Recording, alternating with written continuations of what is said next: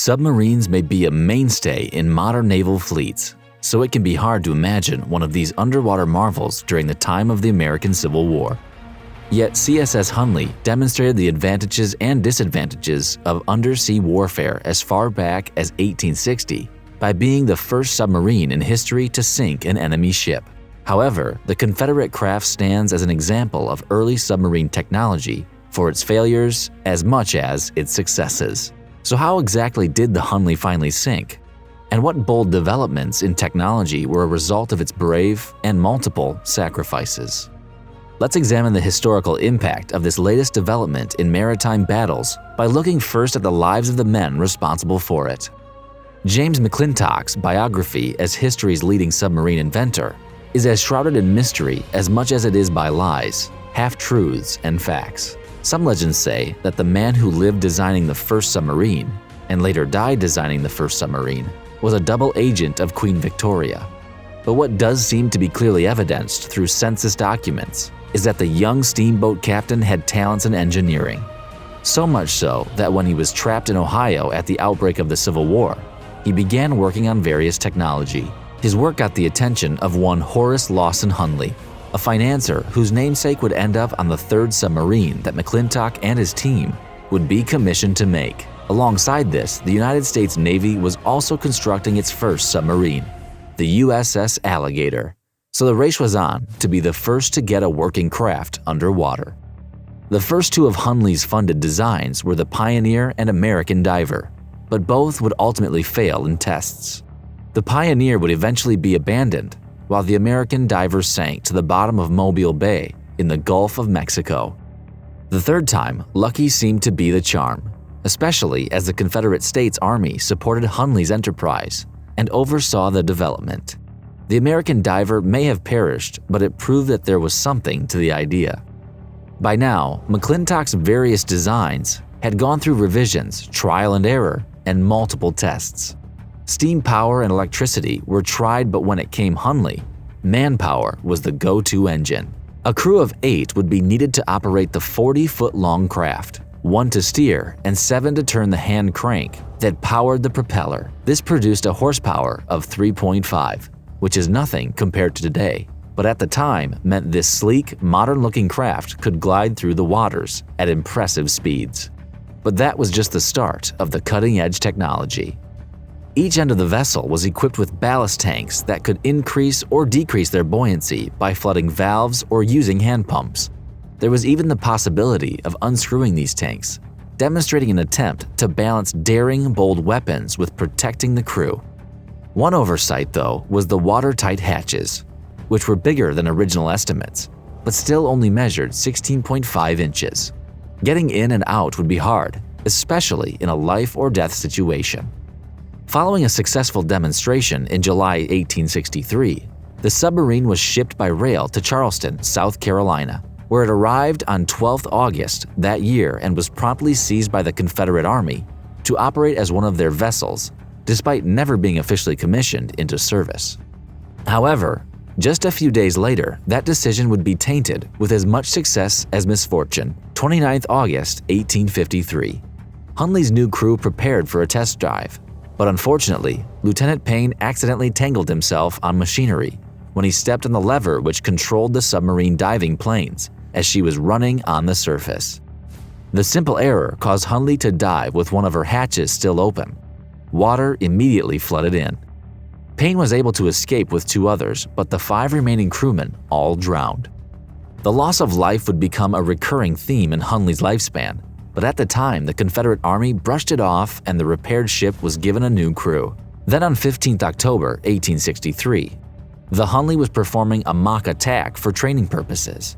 Horace Hunley, the financier, was on board overseeing the craft he had helped bring into reality, perhaps to instill confidence in his creation, but he would never live to step outside the submarine.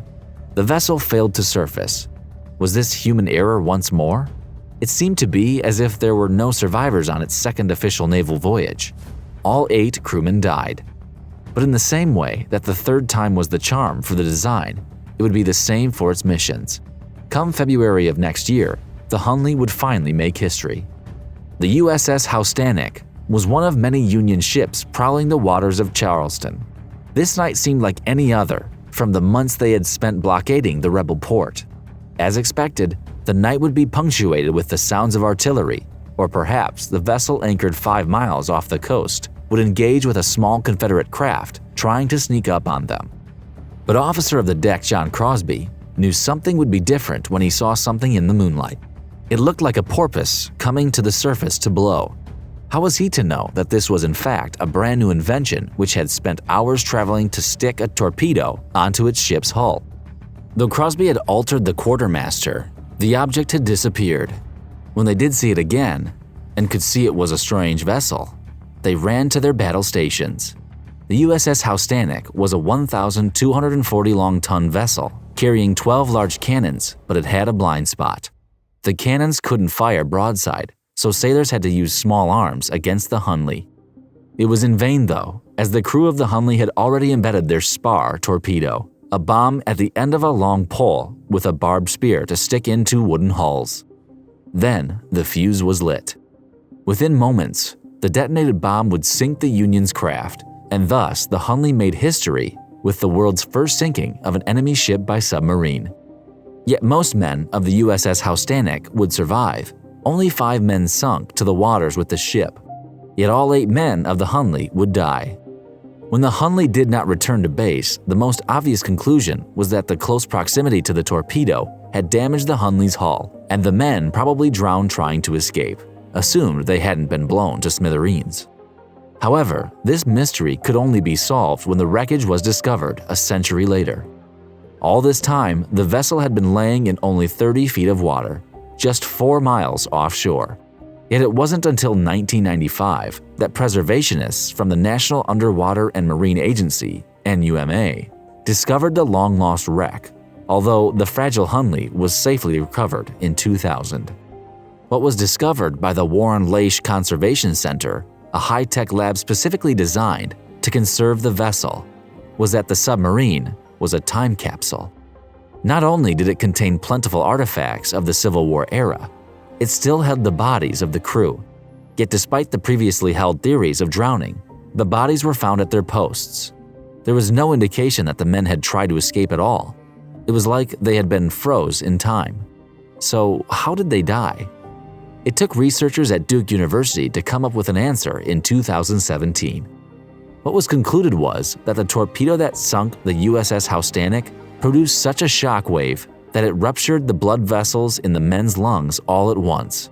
As graphic and horrifying as this sounds, it's a fairly common experience when in close proximity to detonation. It is known as blast lung and would have either killed the crew instantaneously or incapacitated them, whereby the Hunley would have sunk and water would have come in. The crew was buried in Magnolia Cemetery in 2004, and the vessel itself is homed in the Hunley Museum in North Charleston, where generations of mankind can learn about the vessel's exploits and sacrifices in the name of history making.